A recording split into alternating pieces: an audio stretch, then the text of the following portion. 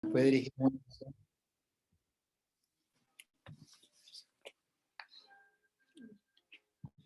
Buenas noches, queridos hermanos. Es una alegría vernos una vez más por este medio en el día jueves para poder continuar con nuestra edificación y poder así seguir adelante en este camino espiritual que nos conduce a los cielos.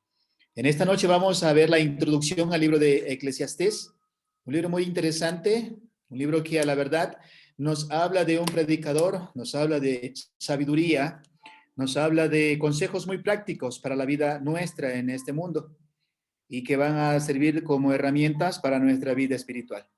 Vamos a pedirle a nuestro hermano Gerardo, por favor, que nos dirija en oración y posterior a eso, nuestro hermano Eric nos dirigirá algunas alabanzas. Hermano Gerardo. Ok, mis hermanos, entonces vamos a orar, ¿sí? Acompáñenme, por favor. Amado Dios, Padre bueno, Padre bello, gracias infinitas, mi Dios, por su amor y su misericordia, Padre, gracias por permitir, Padre, que hasta ese momento del día, mi Dios, sigamos con vida y con salud, Padre, que hayamos podido salir de nuestros hogares, mi Dios, y regresar con bien, papito bueno, que no nos haya pasado nada. Y gracias, mi Dios, porque usted ha puesto en nuestras mentes y corazones este deseo, Padre, de estar acá reunidos para seguir conociéndolo, mi Dios, para seguir aprendiendo de su palabra, para seguir siendo transformados y alimentados, mi Dios. Papito bueno, que ese tiempo sea un tiempo de ánimo, de edificación para todos nosotros, Padre, que su palabra, mi Dios, cumpla los propósitos por los cuales siempre es dada, mi Dios, y que al finalizar este tiempo, mi Dios, tengamos un anhelo mucho mayor, Padre Santo, de poder hacer las cosas conforme a su voluntad, papito bueno. Le pedimos, mi Dios, que sea usted hablándonos, Padre, por medio de su instrumento, ponga palabras de fácil entendimiento, mi Dios, en él, Padre, y a nosotros denos entendimiento, sabiduría, comprensión, mi Dios, para realmente saber lo que su palabra nos está diciendo, papito bueno. Nos encomendamos ante usted, mi Dios, en este hermoso tiempo, y todo esto le pedimos, papito bueno, en el santo y precioso nombre de Cristo Jesús. Amén. Amén. Gracias, Gerardo.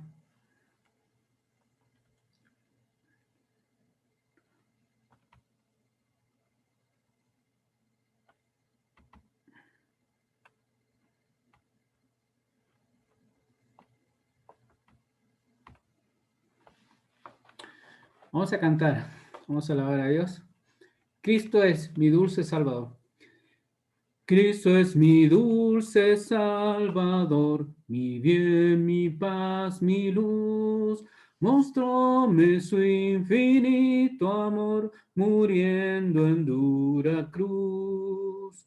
Cuando estoy triste, encuentro en él consolador y amigo fiel.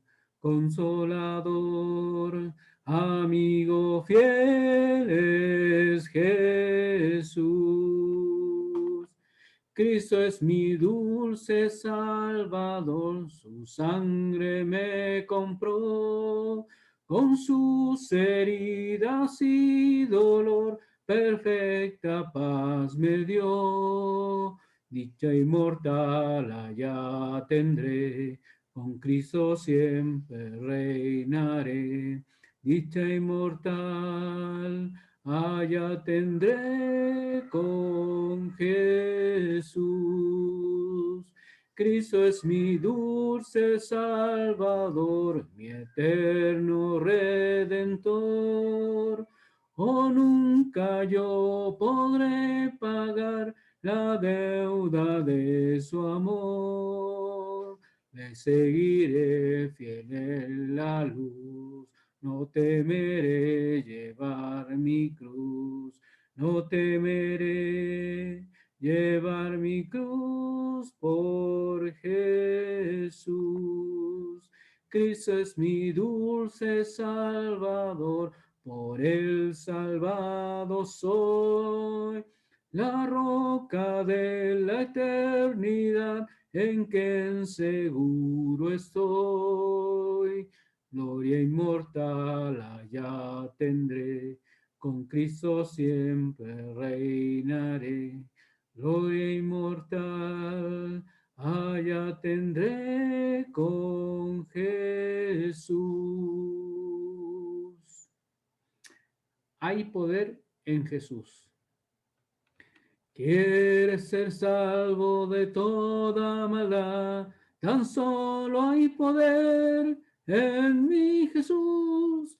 Quieres vivir y gozar santidad, tan solo hay poder en Jesús.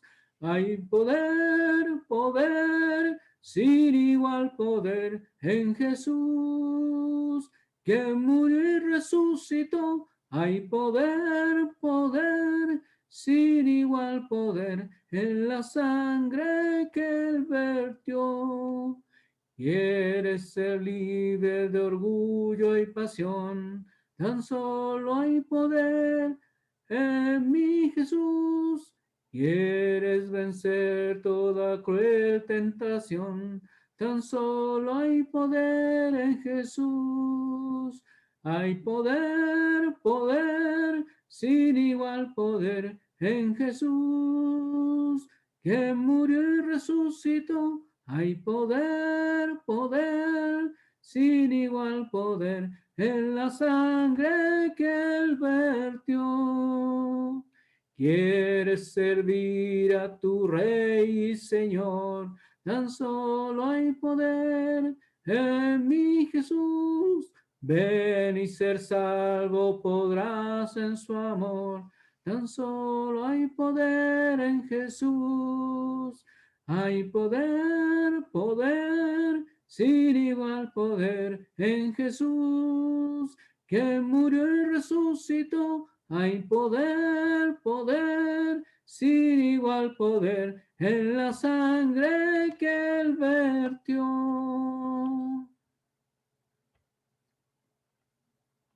Dios le bendiga, hermano. Hermano, allí le damos paso. Amén. Muchas gracias, hermano Eri. Gracias, Gerardo, también por la oración. En este momento nos preparamos para entrar, nos preparamos para entrar a un nuevo capítulo de nuestras vidas. Vamos a analizar este libro tan hermoso. La verdad, lo estuve analizando, me toca dar la introducción en esta noche, y es un panorama muy formal, muy directo, a veces muy sensible, y nos enseña muchas cosas, ¿sí? Vamos a compartir pantalla. Lo que sí les voy a pedir en esta noche es que tengan sus Biblias a sus manos para que me ayuden a leer, ¿sí? Vamos a leer algunos detalles porque hay 21 vanidades que el predicador va a demostrarnos en esta introducción y que del otro jueves en adelante vamos a ir analizándolas, ¿sí? Vamos, y ustedes justamente me van a ayudar en esta noche, mis hermanos. Vamos a compartir pantalla para comenzar a analizar este hermoso libro de Eclesiastés. ¿Sí? Un momentito. Ok. Ahora, ok. Introducción al libro de Eclesiastés. ¿Sí? Y puse una frase abajo que es la más común. Cuando uno escucha del libro de Eclesiastés, dice, vanidad de vanidades. Es lo primero que se nos viene a la mente. Vanidad de vanidades. Hablar del libro de Eclesiastés. Pero tiene mucho más que hablarnos sobre estos detalles. ¿Sí? Vamos a empezar con el título. ¿Sí? El nombre del libro en hebreo es Coelet. ¿Sí? Y es interesante porque se deriva de la segunda palabra en el texto hebreo, lo que podemos ver en Eclesiastés 1:1. Palabras del predicador, hijo de David, rey de Jerusalén. ¿Sí? Es interesante ver que esta palabra, a medida que la vamos analizando de Coelet, tiene otros significados, pero en sí quiere decir algo en uno solo. Se relaciona con el Kaalat, ¿sí? Kaal, que quiere decir asamblea, ¿sí? O congregación. Y también tiene una relación con Eclesiastés. Y vamos a ver más adelante esa palabra, cómo se relaciona para nombrar una palabra que a nosotros sí nos recordamos. ¿Sí? Proviene de la palabra griega eclesias, ¿sí? Sí se relacionan entre ustedes esa palabra que es Eclesiastés, eclesias, que traducido en Coelet, en la Septuaginta de los 70, ¿sí? Se relaciona con eclesia, a eclesia, La palabra griega para asamblea, congregación o iglesia. El detalle de Eclesiastés, a través de esas palabras griegas, quiere decir congregación o iglesia. Los títulos, tanto en hebreo como en nuestros idiomas, sugieren que el libro es un discurso pronunciado por un predicador sabio o maestro, ¿sí? Y se dirige a una congregación, a la congregación de Israel. Es interesante ver que este hombre, sí, que más adelante vamos a ver quién es el autor de Eclesiastés, ¿cuándo escribe este libro? Es interesante ver porque lo escribe en su edad de vejez, habiendo experimentado tantas cosas en su vida desde su juventud, desde que fue rey, de ese apogeo que tuvo en su vida natural, ¿sí? Ya como rey, porque al principio se identifica como el hijo de David, rey de Israel, ¿sí? Vamos a seguir adelante con estos detalles que son interesantes para nosotros. La autoría de Salomón. En realidad hay mucho material en el aspecto de hablar de que muchos escritores, muchos los tratan de estipular como eruditos, unos creen que Salomón no fue el autor, pero las escrituras en el libro de Eclesiastés dan muchas evidencias de que fue él el autor. Si bien muchos han tratado de ignorar el impacto, como lo que dice en 1.1, que es palabra del predicador, ahí viene diciendo, miren que él no se identifica como rey, ¿sí? Sino que se identifica como un mensajero de Dios. Ese es un predicador, un mensajero de Dios. Hijo de David y rey de Jerusalén. Ahora vamos a hacer un pequeño recuerdo de nuestra mente. ¿Cuál fue el único hijo de David que fue rey? Salomón. Entonces, no podemos pasar por alto para saber quién es el autor de este libro sin dejar pasar por alto este versículo 1. Ahora miremos el versículo 12. Dice, yo el predicador fui rey sobre Israel en Jerusalén. Nuevamente se está identificando y se está poniendo como, en vez de decir, yo Salomón, hijo de David, el rey de Jerusalén, soy el autor de este libro. No va directamente porque él se identifica solo como el mensajero de Dios, ¿sí? La implicación obvia es que el autor fue Salomón. Ningún otro individuo se ajusta a la descripción que se da el autor, ¿sí? De este libro. Hijo de David, así como rey en Jerusalén. David tuvo algunos hijos, ¿sí? ¿Y cuándo se ven más prominentes? Cuando hubo el pecado de David y vimos que uno andaba persiguiendo a David para matarle y ascender al trono, otro abusó de su hermana y ahí pudimos identificar los hijos de David. Pero este que fue rey lo tuvo con la mujer que pecó y ascendió a su trono. Entonces, y vemos cómo Dios le permite a Salomón construir su templo. Ahora él se está identificando como predicador, como hijo de David y como rey en Jerusalén. El predicador estaba ciertamente afirmando ser el rey, Salomón. El uso del tiempo perfecto, sí, como lo vemos en el 1.12 que ya leímos, no puede usarse de manera lógica para desacreditar la autoría de Salomón. ¿Verdad? Hay muchas personas que quieren ir más allá, ¿sí? Traspasar los límites y sacar una historia en su mente, decir, no creo, y sacan sus propios argumentos. Pero no podemos dejar pasar por alto lo que está ya escrito, ¿sí? E inspiración de Dios y plasmado en las escrituras. Más bien el lenguaje le permitirá al autor hacer una declaración semejante cerca del final de su reinado.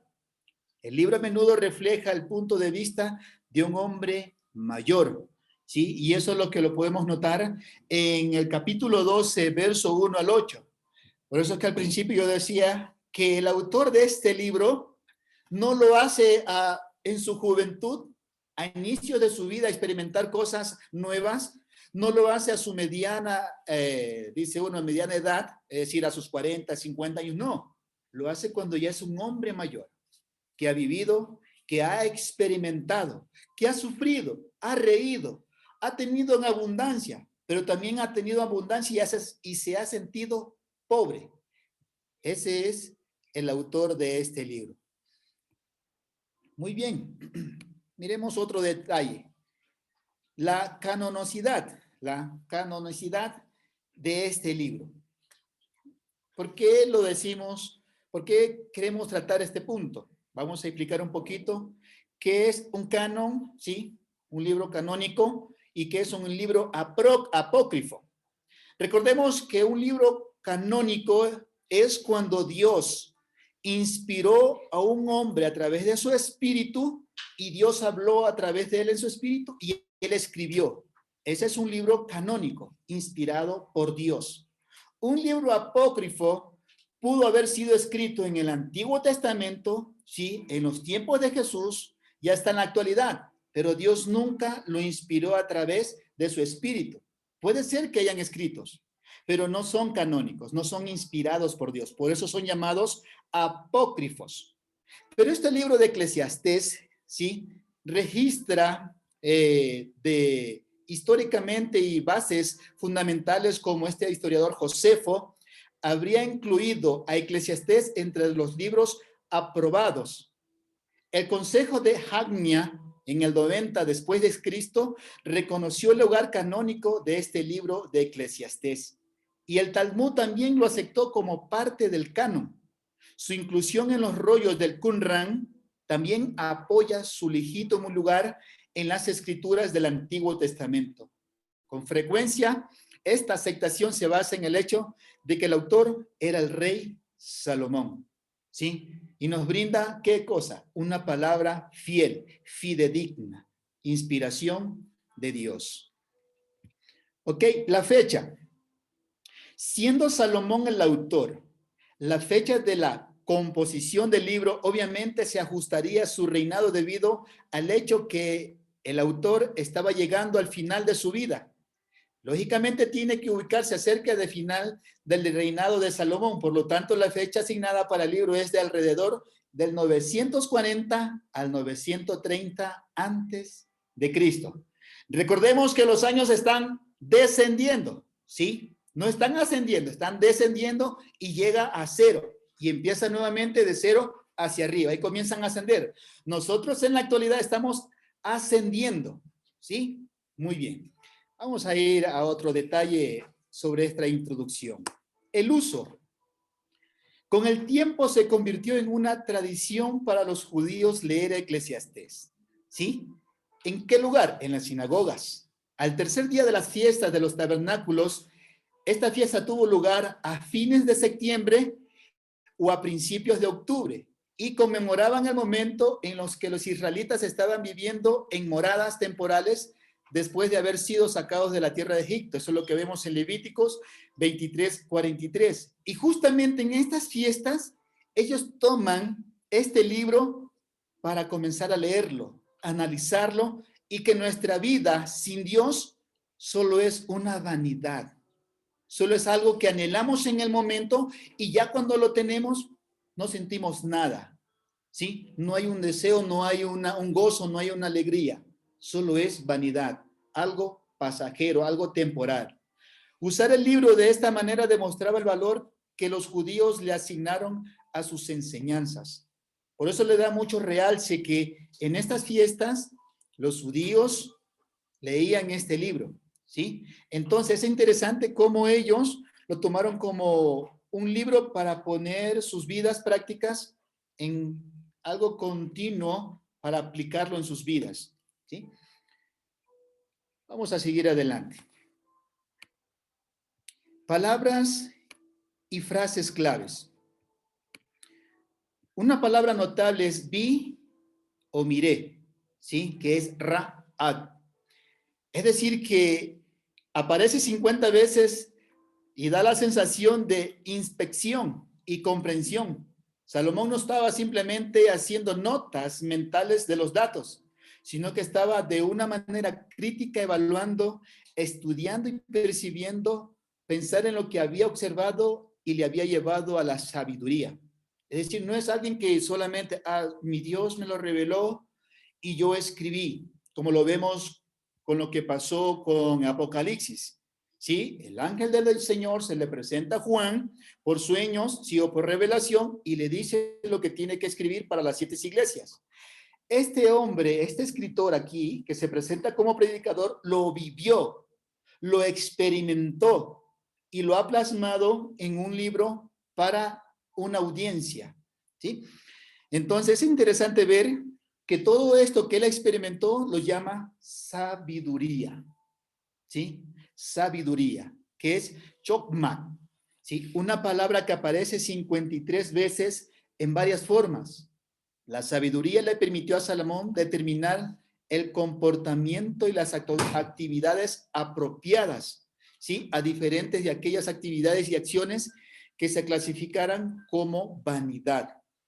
Es interesante ver, y justamente lo que hemos estudiado el Antiguo Testamento, y más aún los que hemos analizado la vida de los reyes de Israel, Salomón fue uno de los hombres que tuvo muchas riquezas. Podríamos decir que fue uno de los reyes más ricos de la tierra y que pudo gozar de una manera tan espléndida porque fue uno de los reyes más visitados por todos los reyes de otras naciones. Es decir, que él se mezcló no solo con unas cuantas culturas, él se mezcló con todas las culturas del mundo. Y eso le brindó a él conocimiento, que a futuro lo llama sabiduría, y lo tiene también por concepto que ciertas cosas son vanidades, ¿sí? La palabra hebrea para vanidad aparece 38 veces en el libro. 3 frases de uso frecuente en el libro son debajo del sol, aflicción de espíritu, coma y beba, ¿sí? Justamente me acuerdo de esta frase porque hay un término donde al siguiente día cuando los ejércitos iban a pelear y no sabían el resultado de la batalla y había una frase entre ellos, dicen, comamos y bebamos que mañana moriremos.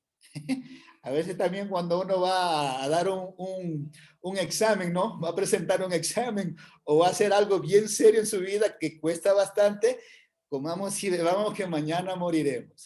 Me hizo recordar esto.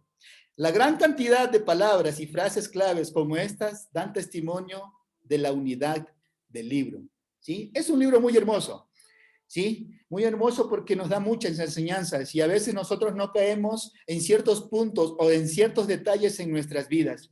Y el libro de Eclesiastés es muy detallista en esos aspectos de nuestras vidas. Los temas principales en Eclesiastés incluyen el temor, ¿sí? Incluyen también el tiempo, ver y conocer, comer y beber, interrogantes de la ganancia y la justicia, la vida debajo del sol y las aflicciones del espíritu. Algunas de las ideas principales se presentan como contrastes: la necedad y la sabiduría, el bien y el mal, el gozo y la angustia. Esas partes él siempre las pone así y las está trabajando y conversando para que nosotros como los lectores pudiésemos y podamos analizarlas y llevarlas a la práctica en nuestra vida. El tema clave en el libro es la vanidad. Salomón identificó 21 áreas de vanidad. Y aquí es donde ustedes, mis queridos hermanos, me gustaría que me ayuden con las citas bíblicas. Vamos a ver esas 21 áreas de vanidad. Solo vamos a leerlas y del jueves en adelante vamos a analizarlas cada una de ellas, ¿sí? Vamos a empezar con las que están aquí. Y yo tengo aquí a la hermana Ceci, por favor, con la número 1. El hermano Freddy, en casita, por favor, con la número 2. Al hermano Eric, por favor, con la número 3. Al hermano Gerardo, por favor, con la número 4. Si la tía Cecilia tiene Biblia a su mano, por favor, también nos puede ayudar con la número 5. Donde Martita, por favor, la número 6. Aquí en mi casita me van a ayudar con la número 7, la número 8 y la número 9. Vean nomás. Ok, vamos a organizarnos. En el orden que les di, por favor, vamos a ir viendo. La hermana Ceci nos va a leer la primera vanidad, ¿sí? Está en Eclesiastés, capítulo 1, el verso 14. El hermano, ahí sigue el hermano Freddy, que tenemos la segunda vanidad, que es capítulo 2 de Eclesiastés, el verso 1. Ahí sigue el hermano Eric, capítulo 2, verso 11. Ahí sigue el hermano Gerardo, capítulo 2 de Eclesiastés, el verso 15 y también el verso 17, por favor. Y si es que la tía de Ceci, ¿sí? La señora Ceci tiene una Biblia, por favor, también nos gustaría que lea. Si no, no se preocupe. Sí, ok. Ella tiene la número 5. Estamos hablando de Eclesiastés, capítulo 2, verso 19, 21 y el 23, por favor, señora Cecilia. Ya. Ok. Y tenemos a Martita con la número 6, que es Eclesiastés, capítulo 2, el verso 26.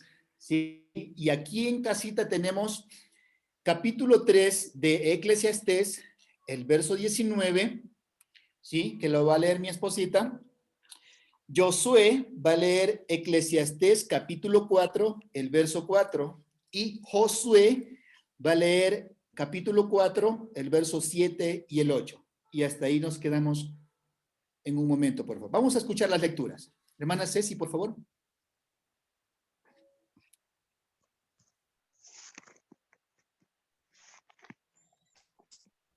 Y he observado todo cuanto se hace en esta vida, y todo ello es absurdo, es correr tras el viento.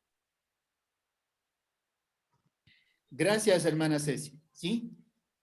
La primera vanidad, todas las obras de los hombres, llega a ser una vanidad. ¿Sí? Vamos a escuchar también a nuestro hermano Freddy, por favor, con la segunda vanidad. Saludos. Amén. 2:1. Yo dije en mi corazón, ven ahora, te probaré con alegría y gozarás de bienes. Mas he aquí, eso también era vanidad. Gracias, hermano Freddy. Indulgencia en el placer, ¿sí? Eso es lo que vemos en el capítulo 2, verso 1. Ahora vamos a pedirle a Eric, por favor, capítulo 2, el verso 11. Eclesiastés 2:11 dice, miré yo luego todas las obras que habían hecho mis manos y el trabajo que tomé para hacerlas. Y he aquí, todo era vanidad y aflicción de espíritu y sin provecho debajo del sol. Gracias, Eric. La tercera vanidad, el provecho de la mano de obra. Vamos a escuchar a nuestro hermano Gerardo con la lectura, capítulo 2, verso 15 y el 17, por favor. Ok, dice así. Entonces me dije a mí mismo, si lo mismo que le espera al necio, también me espera a mí, ¿qué caso tiene esforzarme por ser más sabio? Concluí entonces que también esto es vanidad. Por eso aborrecí la vida, porque lo que se hace bajo el sol me resultaba chocante, pues todo es vanidad y aflicción de espíritu. Gracias, hermano Gerardo. Excelente. La sabiduría, la búsqueda de la sabiduría. Conocerlo todo también llega a ser una vanidad. Entonces, vamos a ir a la quinta, que es la tía Cecilia. Por favor, Eclesiastés capítulo 2, el verso 19, el 21 y el 23, por favor. Ya. Y quién sabe si será sabio o necio el que se enseñoreará de todo mi trabajo, en que me afané y en que ocupé debajo del sol mi sabiduría. Esto también es vanidad. Volvió, por tanto, a desesperanzarse mi corazón acerca de todo el trabajo en que me afané y en que había ocupado debajo del sol mi sabiduría. ¿El 21 también? Por favor, sí, el 21 y el 23. Ah, ya. Que el hombre trabaje con sabiduría y con ciencia y con rectitud, y que haya de dar su hacienda a hombre que nunca trabajó en ello. También es esto vanidad y mal grande, porque todos sus días no son sino dolores, y sus trabajos molestias. Aún de noche su corazón no reposa. Esto también es vanidad. Muchas gracias, Ceci. Nos damos cuenta aquí que el enfoque en los logros terrenales llegan a ser vanidad. Ahora, ¿quién de la casa de Martita, por favor? Eclesiastés capítulo 2, el verso 26.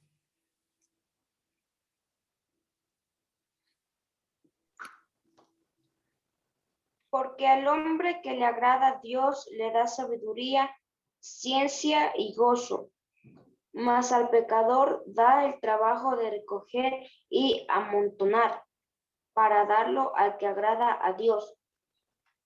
También esto es vanidad y aflicción de espíritu. Gracias, Jonathan.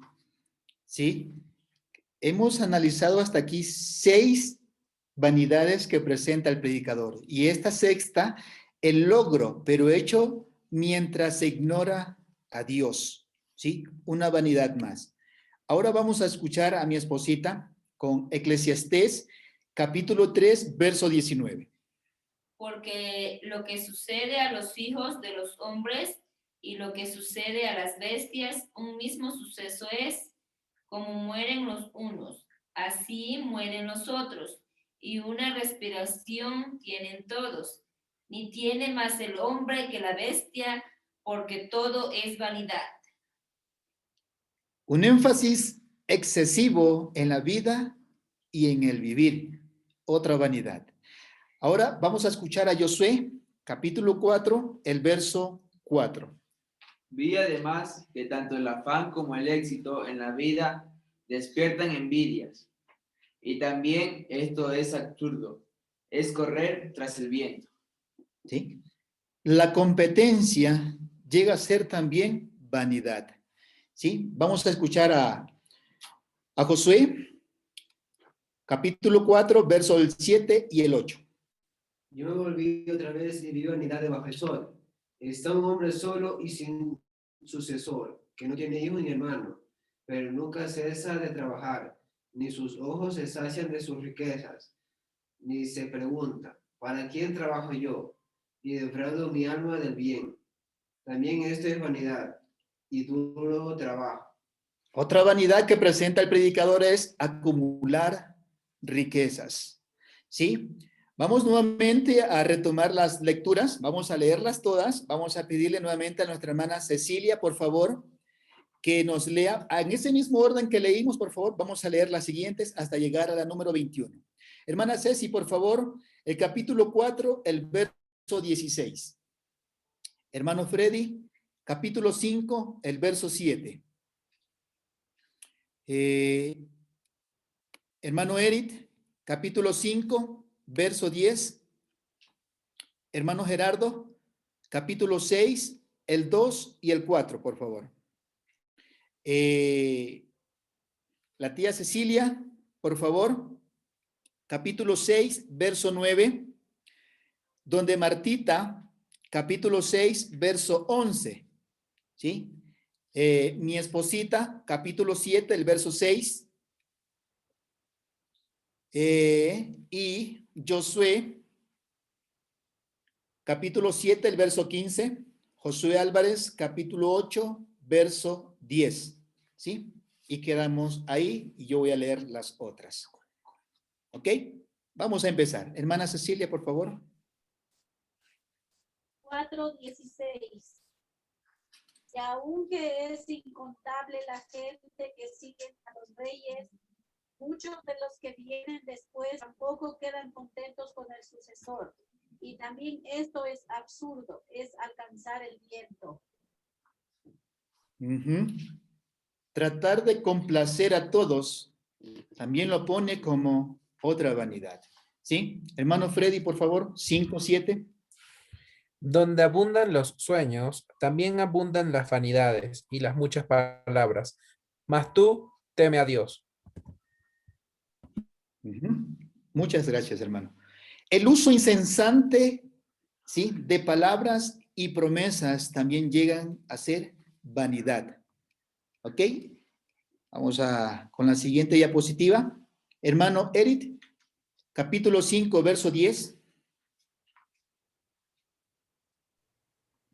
Eclesiastés 5:10. El que ama el dinero no se saciará de dinero, y el que ama mucho tener no sacará fruto. También esto es vanidad.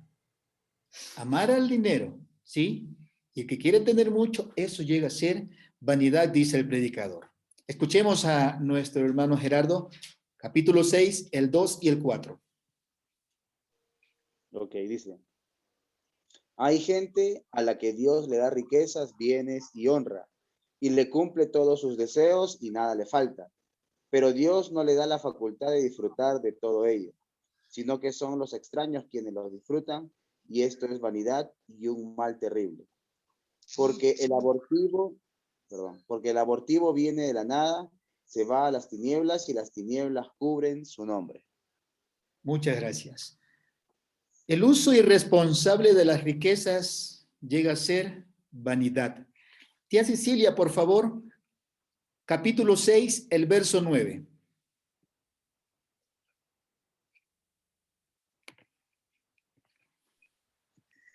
Más vale vista de ojos que deseo que pasa, y también esto es vanidad y aflicción de espíritu. Muchas gracias.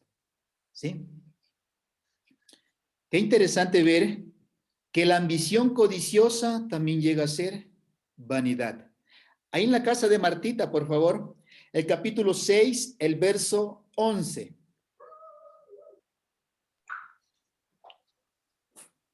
Ciertamente, las muchas palabras multiplican la vanidad. ¿Qué más tiene el hombre? Wow. El uso de muchas palabras de manera magistral llega a ser vanidad. Mi esposita va a leer el capítulo 7, el verso 6. Porque la risa del necio es como el estrépito de los espinos debajo de la olla, y también esto es vanidad. La asociación con amigos necios también llega a ser una vanidad. Ahora vamos a leer con Josué, capítulo 7, el verso 15. Todo esto he visto durante mi absurda vida.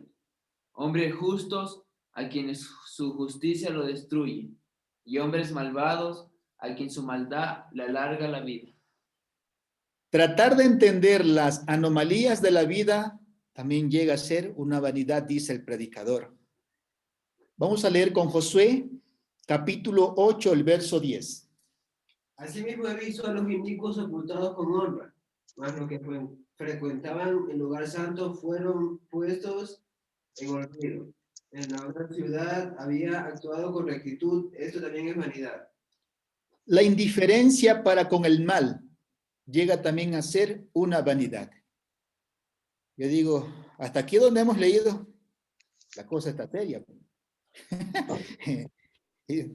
Entonces, ¿ahora qué haremos? ¿Sí? Comamos y bebamos, ya mañana moriremos. El autor presenta estas características y justamente en su larga vida todo esto lo ha venido observando, ¿sí? Lo ha venido experimentando. Miremos lo que dice también el capítulo 8, el verso 14. Hay vanidad que se hace sobre la tierra, que hay justos a quienes sucede como si hicieran obras de impíos, y hay impíos a quienes acontece como si hicieran obras de justos. Digo que esto también es vanidad. El sistema de justicia y retribución, ¿sí? Retribución también llega a ser vanidad. Ahora miremos un poquito lo que nos dice el capítulo 11, el verso 8. Pero aunque un hombre viva muchos años y en todos ellos tenga gozo, acuérdese, sin embargo, que los días de las tinieblas serán muchos. Todo cuanto vive es vanidad. ¿Sí? Mirar los días venideros en busca de sentido y felicidad llega a ser vanidad. Y ahora entremos al último capítulo, el 12, ¿sí? Del 1 en adelante. Acuérdate de tu Creador en los días de tu juventud, antes que vengan los días malos y lleguen los años de los cuales digas, no tengo en ellos contentamiento.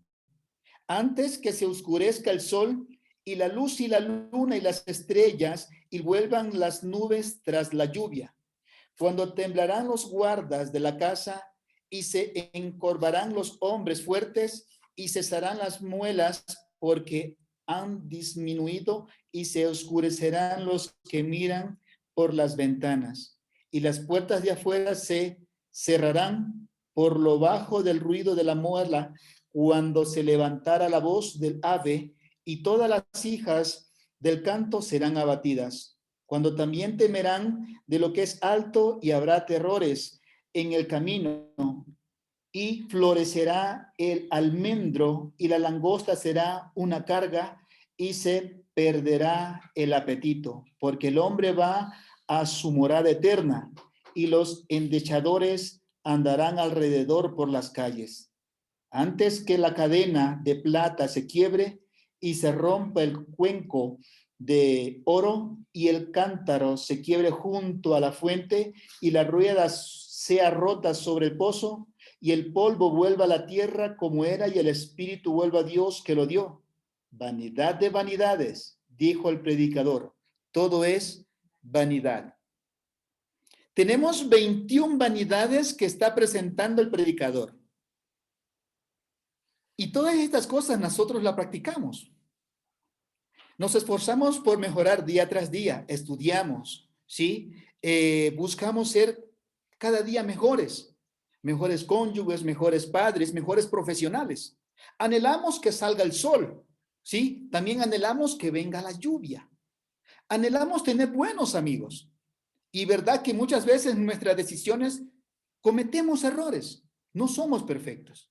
Entonces quiere decir que nosotros estamos viviendo en un mundo de vanidad.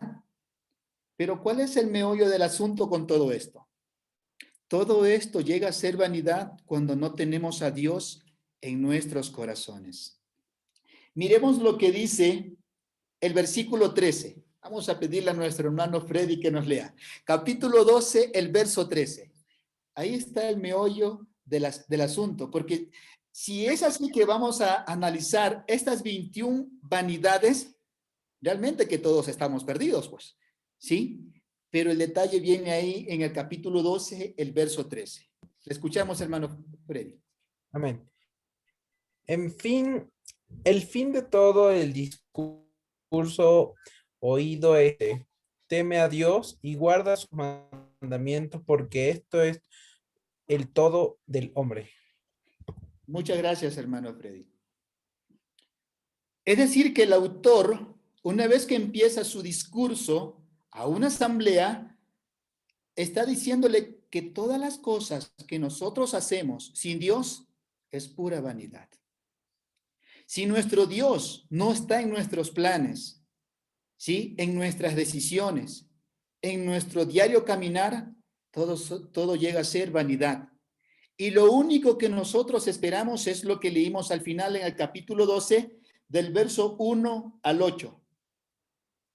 Y el versículo 7 dice, y el polvo vuelve a la tierra como era y el espíritu vuelve a Dios que lo dio. ¿Qué significa eso? Solo esperar la muerte.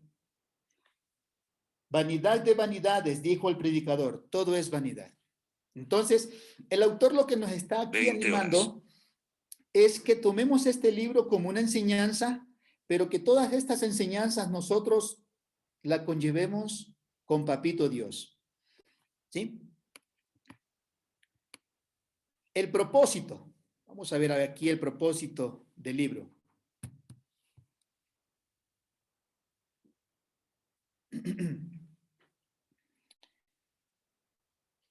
¿Ok? Sí estamos en la página, ¿no?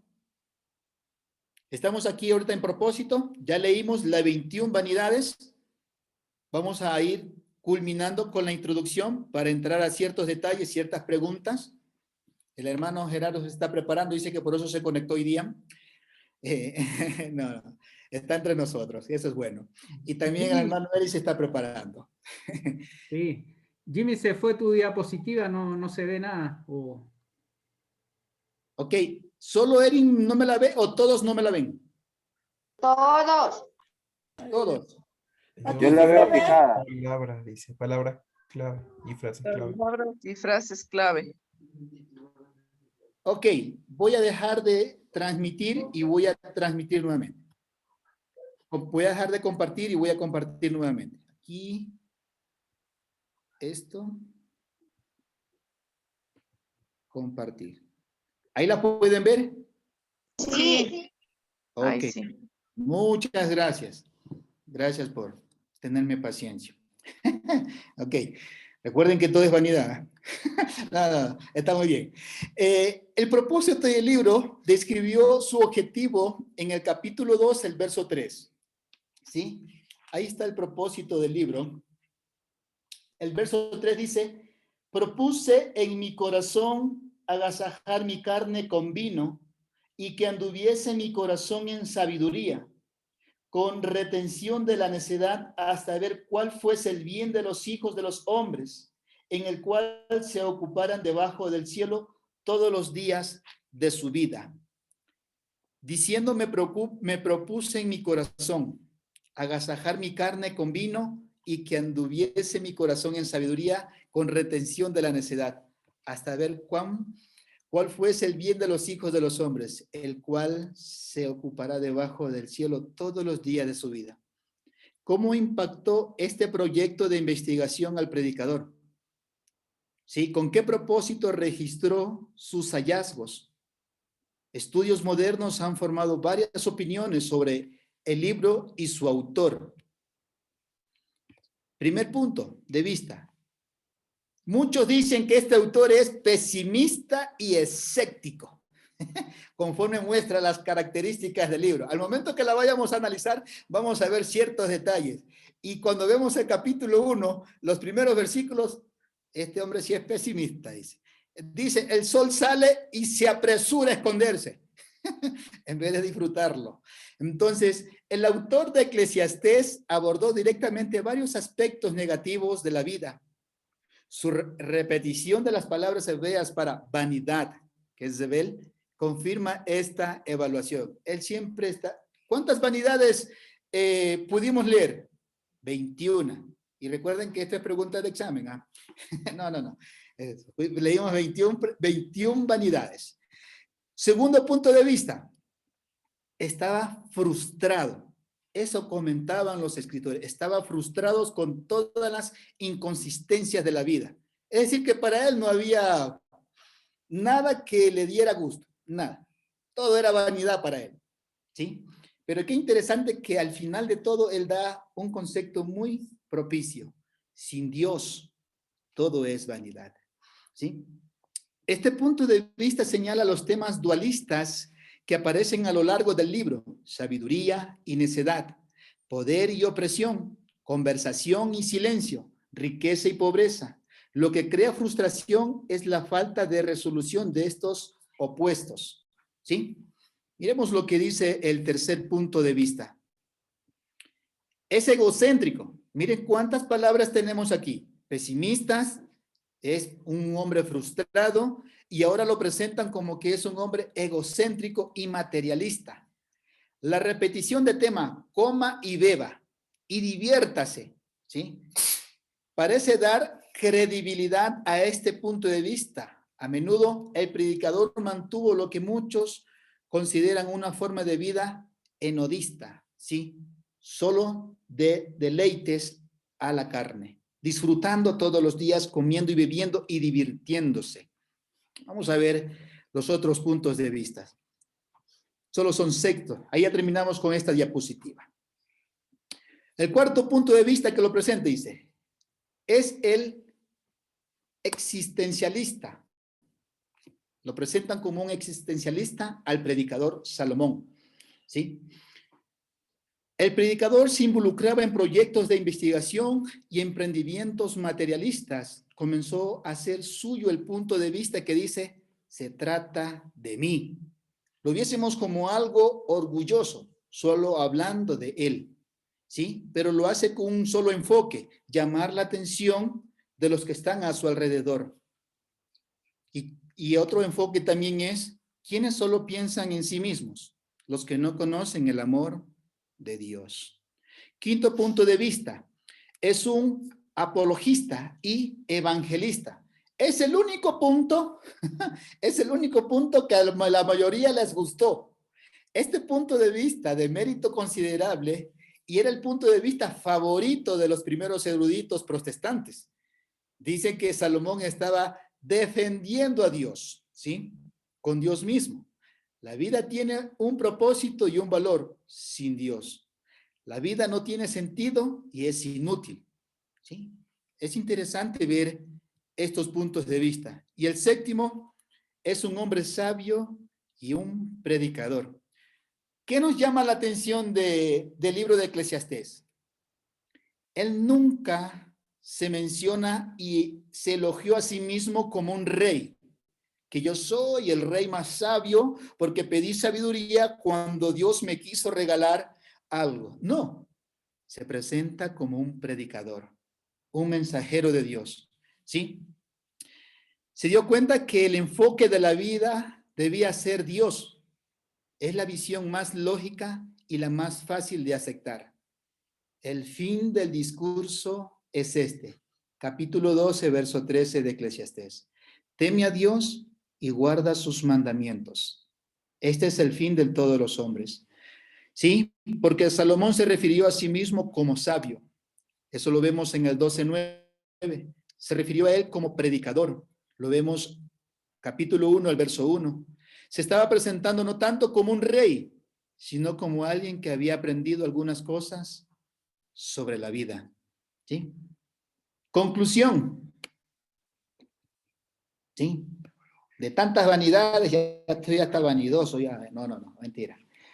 No debemos inferir, ¿sí? No debemos inferir que el predicador era un pesimista enigmático, ¿sí? Que oscilaba entre la piedad ortodoxa y el secularismo indulgente. Más bien, el libro de Eclesiastés, ¿sí? Consiste en las reflexiones de un hombre piadoso sobre un mundo maldito, ¿sí? El objetivo del predicador era instruir a su audiencia en cómo vivir en el mundo como lo que es en realidad, ¿sí? En lugar de vivir en un mundo de falsas esperanzas. Por lo tanto, Eclesiastés desafía a los lectores a reconocer su propia mortalidad. Tiene que abandonar toda ilusión de importancia personal, enfrentar la muerte y la vida directamente y aceptar con temor y temblor su dependencia de Dios. Esto es lo que nosotros vamos a analizar en los jueves siguientes, en cada detalle, y vamos a ampliar y profundamente vamos a ahondar en cada detalle para poder aprender un poquito de lo que este hombre, el hombre más sabio de la tierra en su tiempo, nos está en estos momentos dándonos un poco de su sabiduría. ¿Cómo valorar lo que tenemos? Y más aún, ¿cómo lo podemos valorar? Sin Dios no podemos valorar nada de lo que tenemos como seres humanos. ¿Cuándo él lo comprendió? Cuando llegó a una edad avanzada, habiendo disfrutado muchos deleites en la vida.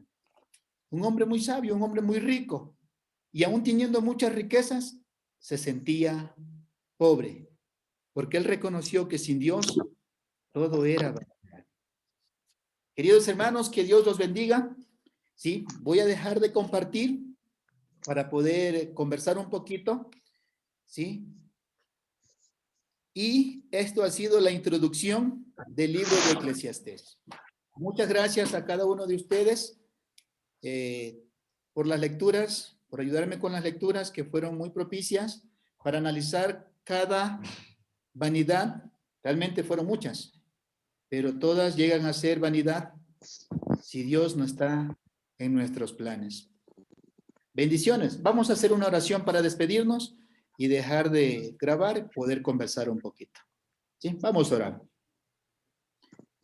Querido y papito Dios, que está en los cielos, Gracias por permitirnos reunirnos por este medio del Zoom y poder, Padre, empezar nuevamente un tema maravilloso a través de un libro que usted, mi Dios, inspiró a su escritor. Y hoy día, Padre, lo estamos analizando. Puede ser que en otros tiempos hayamos escuchado ciertos extractos de estas escrituras, mi Dios, pero queremos volverlo a sentir en nuestra vida para que así, mi Dios, permitirnos a través de ella, su palabra, perfeccionarnos y cada día, Padre, vivir mucho mejor de lo que ya estamos viviendo. Permítanos seguir adelante con este propósito de acabar este libro, que su palabra se quede impregnada en nuestros corazones y pensamientos, y que todas las cosas que hacemos en este mundo mientras estemos aquí en la carne, y aún más, ya como hijos suyos, queremos hacerlo con usted. Realmente todo llega a ser vanidad si usted no está en nuestro corazón, si usted no está en nuestra mente, si usted no está en nuestros proyectos, si usted no está en nuestro hogar, si usted no está en nuestras vidas. Todo llega a ser vanidad. Pero, papito, lo que vivimos, experimentamos y las decisiones que tomamos queremos hacerla con usted para que sea su espíritu quien nos guíe y nos ayude a comprenderla, a valorarlas y, Padre, a disfrutarlas como usted quiere. Gracias por enseñarnos a amar, porque es una virtud muy hermosa que solo usted, Padre, sabe cómo hacerlo. Permítanos seguir creciendo en su palabra. Gracias por mis hermanos aquí presentes, por sus familias, por sus trabajos, y en especial, Padre bueno, por sus vidas espirituales. Queremos seguir en su presencia. Papito Dios, y gracias por escucharnos a través de su Hijo amado en Cristo Jesús. Oramos, amén.